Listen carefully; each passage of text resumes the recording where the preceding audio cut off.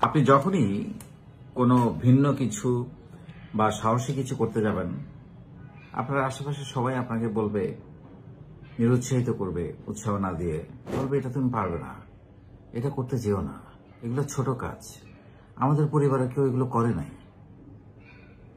দূরের কাছের সবাই নানানভাবে আপনাকে পারলে টেনে নামিয়ে আনার চেষ্টা করবে, যাতে আপনি সফল না হন, আপনি ভিন্ন কিছু না করেন, আপনি নতুন কিছু না করেন, আপনি ব্যতিক্রমী কিছু না করেন। সবাই যেভাবে চলছে গদ বাঁধা, সেভাবেই চলতে হবে, এরকম একটা ভাবনা সবার মধ্যে সবসময় কাজ করে। কোনো কাজই ছোট কাজ নয়, কোনো কাজকেই হালকা করে বা খাটো করে দেখার কোনো সুযোগ নেই। কেউ যদি বলে যে এটা ছোট কাজ, এই কারণে বলে সে কখনো নিজের কাজটা করে দেখেনি। প্রত্যেকটা কাজ নিজের কাজ।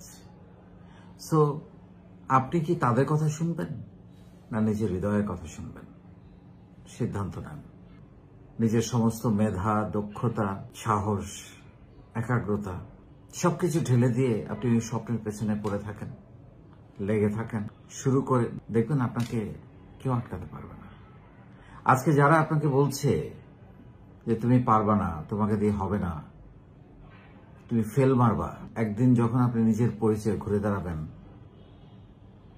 সফল হবেন, সেদিন তারাই আপনাকে এসে বলবে, আমি কিন্তু জানতাম তুমি কিছু একটা করে দেখাবে। তারাই আপনাকে বাহবা দেবে, তারাই আপনার কাছ থেকে বুদ্ধি পরামর্শ নিতে আসবে, এবং তারাই তাদের নিজের পায়ের মুড়ি উঁচু করে আপনাকে দেখবে। সো নিজের পরিচয়টা তৈরি করেন।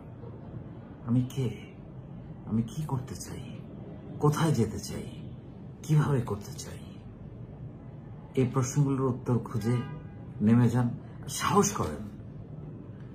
গতানুগতিক সবাই যা করছে বা সবাই না করছে তার বাইরে কিছু একটা করার চেষ্টা করেন। নিজের হৃদয়কে শোনেন।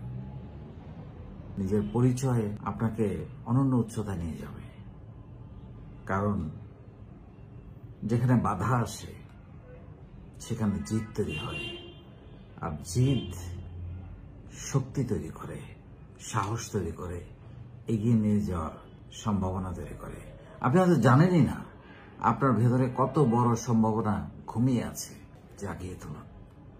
আমরা আছি আপনার পাশে।